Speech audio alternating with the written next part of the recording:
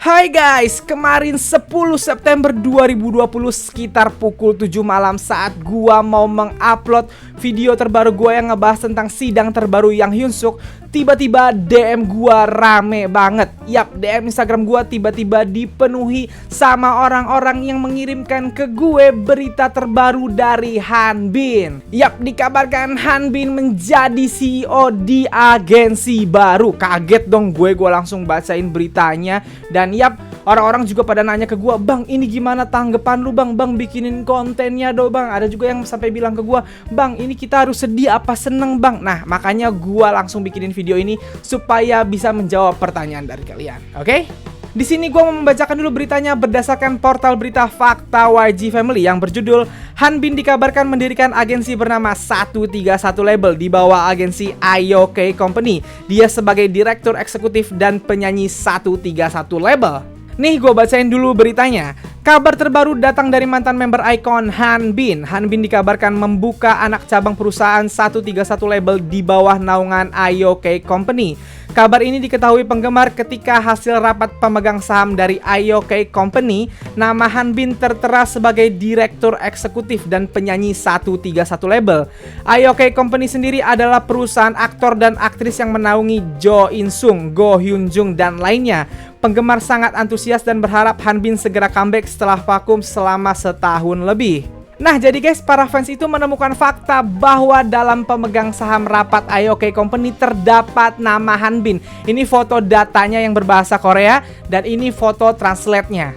Tentu saja hal itu membuat kaget para fans gitu karena Hanbin tiba-tiba muncul sebagai pemegang saham di sebuah agensi yang menaungi para aktor, dan aktor yang di bawah IOK Company ini juga cukup terkenal. Ada Jo In Sung di sana. Nah, setelah berita pengangkatan Hanbin sebagai direktur eksekutif IOK Company itu, gua dapet banyak DM dari followers gua lagi yang menyebutkan bahwa ternyata Hanbin belum diangkat jadi direktur eksekutifnya, melainkan itu adalah nama-nama kandidat yang akan menjadi direktur eksekutifnya. Jadi akan ada rapat pemegang saham dulu dan nanti baru ditentukan siapa yang jadi direktur eksekutifnya. Dan ternyata di situ nama Hanbin adalah kandidat yang paling muda.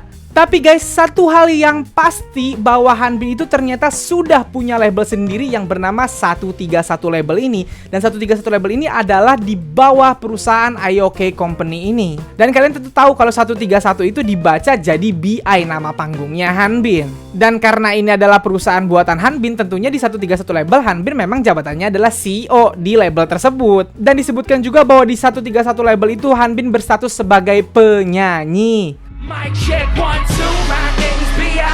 Show them 이제 시작, 이제 나의 시간, 너는 이제 뒤로.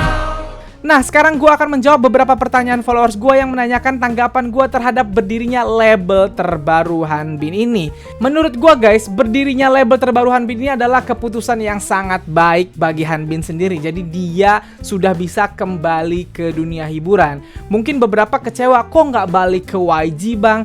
Ya, gue harus ngomong ini sih. Dari semenjak gua kenal K-pop 13 tahun yang lalu, gua belum pernah ngeliat satu orang pun yang sudah pernah keluar dari grup dan agensinya bisa balik lagi. Itu belum pernah gua lihat gitu. Dan waktu Hanbin ini gue menahan untuk ngomong gitu karena takut menyakiti hati banyak orang gitu. Tapi setelah Hanbin ternyata resmi membuat agensi sendiri atau membuat label sendiri ini, gua harus bilang, ya ini kenyataannya guys, dan kita harus terima. Terus kalau kalian bertanya apakah personil Icon bisa pindah ke 131 labelnya Hanbin, tentu saja bisa.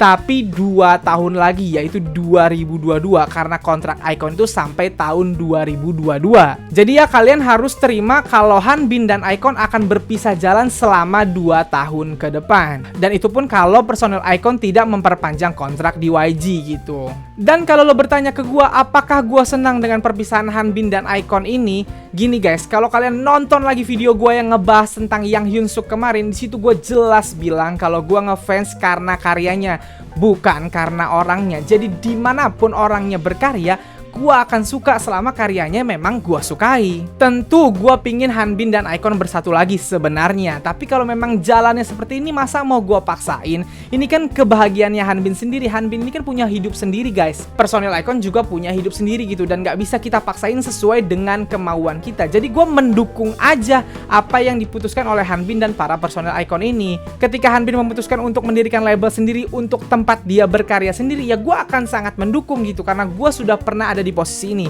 Dulu gue juga suka banget 2PM dan J-Park keluar dan akhirnya bikin agensi sendiri gitu. Sekarang 2PM dan J-Park jalan masing-masing dan gue happy aja. Gue tetap dengerin 2PM, gue tetap dengerin J-Park. Begitu juga dengan iKON dan Hanbin ini. Gue akan tetap dengerin karya Hanbin selama karyanya gue sukai, dan gue akan tetap dengerin iKON selama karya iKON gue sukai gitu. Makanya gue selalu bilang ngefans karena karyanya, jangan orangnya. Karena kalau lo ngefans sama orangnya, akan ada aja yang bikin lo kecewa. Namanya manusia, akan ada konflik, akan ada berbuat kesalahan, itu wajar gitu. Sedangkan kalau lo ngefans sama karyanya, lo nggak akan bermasalah dimanapun mereka berada, asal mereka tetap berkarya. Tapi pasti akan ada lagi yang bilang sama gue, kan lo YG-stan bang, harusnya lo dukung Hanbin balik ke YG dong. Hai, gua ngefans YG karena gua ngefans sama karya-karya artisnya. Yang bikin gua ngefans sama YG karena karya-karya artisnya ini cocok sama gua. Gua bukan ngefans sama agensinya. Agensinya mah cuman sistem organisasi, ngapain gua ngefans sama organisasinya gitu. Yang bikin gua jadi YG stan karena gua ngefans sama karya-karya artis YG, karena karyanya. Jadi gua nggak bermasalah sama Hanbin pindah ini. Hanbin sendiri kan adalah karyanya YG juga. YG yang memperkenalkan kita kepada Hanbin ini, dan Hanbin ini harus didukung karyanya karena Hanbin adalah karyanya YG juga gitu. So buat gue pribadi, gue tidak mempermasalahkan berpisahnya Hanbin dan iKON untuk sementara ini, karena kita nggak tahu kedepannya bakal seperti apa. Bang, tapi gue sedih Hanbin pisah sama iKON. Ya nggak apa-apa, wajar, manusiawi, sedih aja dulu gitu, tapi jangan berlarut-larut. Dukung dua-duanya. Kalau lo memang ikonik yang mencintai ketujuh member iKON, berarti tugas lo sekarang adalah dukung 6 member iKON selama masih di YG, dan dukung Hanbin juga selama dia masih menjadi penyanyi solo. Nanti 2 tahun lagi kalau ternyata para personel iKON tidak perpanjang kontrak dan akhirnya pindah ke labelnya Hanbin, ya dukung juga.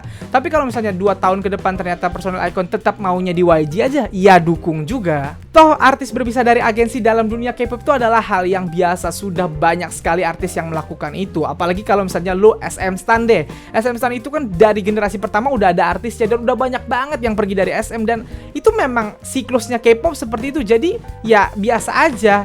iKON pun kalau sekarang masih di YG, kedepannya kita nggak akan tahu apakah mereka akan memperpanjang kontrak atau enggak. Jadi ya biasa aja gitu.